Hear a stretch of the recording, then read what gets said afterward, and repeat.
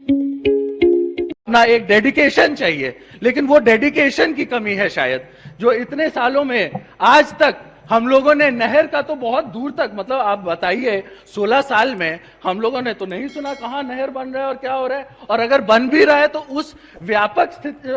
उसमें नहीं, पैमाने पे नहीं बन रहा है जिस हिसाब से बिहार को जरूरत है। क्योंकि नहर जब बनेंगे तो मेरा यह मानना है कि बाढ़ की समस्या कम होगी, और साथ ही साथ इतनी सारी नदी होने के बावजूद हम लोग बिजली के मामले में हम लोगों को जो है बाहर से बिजली लेना पड़ता है। आज शायद पूरे भारत में सबसे ज्यादा अगर महंगा बिजली कहीं मिल रहा है तो उसमें से एक जगह बिहार भी है। हमारे पास संसाधनों की कमी नहीं है। हम बस इतना ही कहना चाहेंगे कि अगर इन सभी नदियों पे अगर ढंग से हम लोग पानी से बिजली जो बनाई जाती है उसके ऊपर अगर हम लोग थोड़ा सा काम करेंगे तो हमको लगता है कि बिहार सिर्फ बिजली बनाएगा नहीं, बल्कि साइड के जो हमारे पड़ोसी देश हैं जैसे नेपाल, और साथ ही साथ जो क्या बोलते हैं प्रदेश हैं, उत्तर प्रदेश और अन्य जितने भी प्रदेश हैं, उनको हम लोग बिजली बेच भी सकते हैं और बिहार के जो है राजस्व में बढ़ोतरी भी कर सकते हैं। लेकिन इसके ऊपर सोचना पड़ेगा। चुपचाप हेलीकॉप्टर में बैठ करके नजारा लेने से कुछ नहीं होता। चीजें तब सही होती हैं जब उस पर काम हो, और काम होने में बस आप लोगों को इतना ही मैं कहूंगा, हम लोग तो ऑपोजिशन के लोग हैं, हम लोग तो चिल्लाते रहेंगे, लेकिन आपके हाथ में जब ये बात आई है तो आपके ऊपर ज्यादा रिस्पॉन्सिबिलिटी बनती है। और सबसे इंपॉर्टेंट बात यह है कि हम लोग आपको आईना दिखाएंगे, देखना तो आपको पड़ेगा। आज शायद हम लोग बहुत सारी बातें करते हैं, कौन से दरवाजे से यह सरकार बनी है उसके ऊपर हम नहीं जाएंगे, लेकिन जब यह सरकार बन गई है तो कम से कम काम तो हो, और आप लोग का रिस्पॉन्सिबिलिटी बनता है। साथ ही साथ मैं ये बोलना चाहूंगा कि हम लोगों का जो एड एजेंसी बनाया गया है पूरे बिहार में, कि एक काम होता नहीं है उसके ऊपर प्रचार ज्यादा होता है। चाहे नल जल योजना हो या फिर जो भी योजना सरकार के तरफ आती है, नल जल योजना किसी से छुपाई हुई बात नहीं है कि कितना उसमें धांधली हुआ व्यापक स्तर पे, लेकिन उसके ऊपर कोई भी जो है पूछताछ नहीं हुआ जिस तरीके से होना चाहिए। मैं इस सरकार को चैलेंज देता हूं, ये जनता आपको चैलेंज देती है, मैं नहीं, ये जनता आपको चैलेंज देती है कि जितनी भी आगे पीछे ये बातें हुई हैं, जो भी धांधली हुई है, उसके ऊपर आप लोग जांच कमेटी बैठाइए। और साथ ही साथ मैं ये भी बताना चाहूंगा, क्योंकि मैं शिवहर से आता हूं, तो शिवहर में पिछले बार जब बाढ़ आया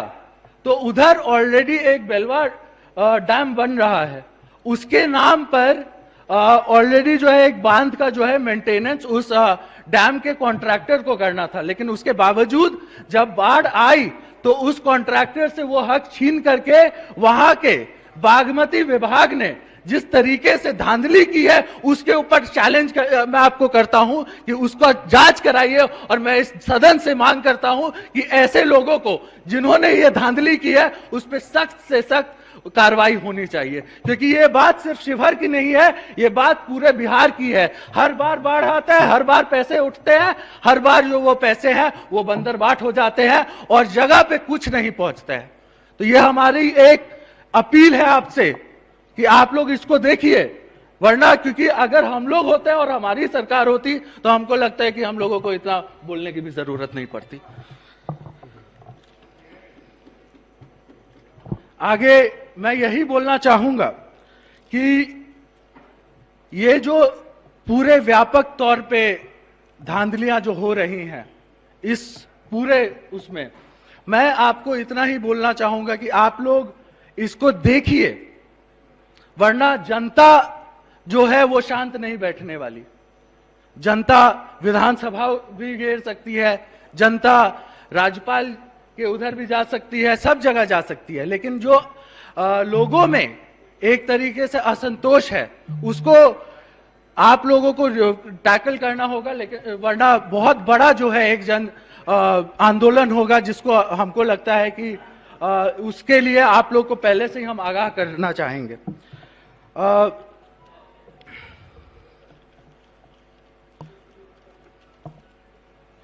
मैं आखिर में अपनी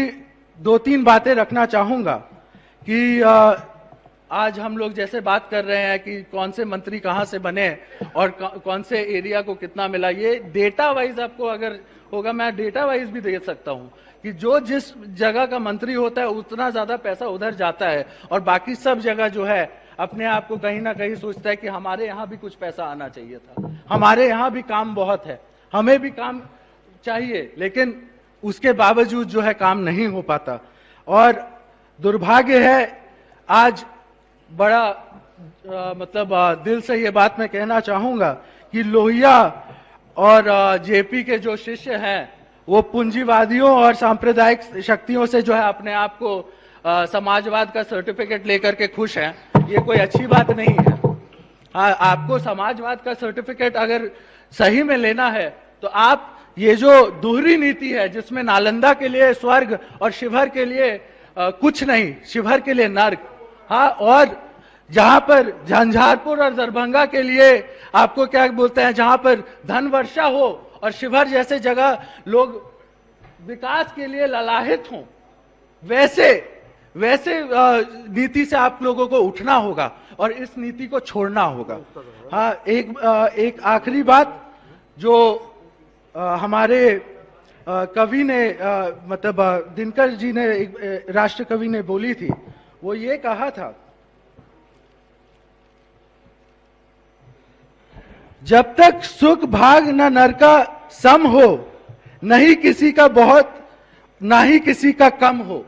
ये बात आप लोग को समझना होगा कि शांति नहीं तब तक जब तक सुख भाग न नरका सम हो, ना ही किसी को बहुत ना ही किसी को कम हो। मतलब जब तक आप एक जैसा सब लोगों को नहीं देखिएगा, एक आईने से नहीं देखिएगा, एक तरीके से नहीं देखिएगा, तब तक बिहार का जो विकास है वो असंभव है। बिहार में सबसे ज्यादा जरूरी इस बात की है कि सब एरिया को एक तरीके से देखा जाए। मैं आखिरी बार यही आग्रह करूंगा महोदय आपसे कि ये जो हो रहा है,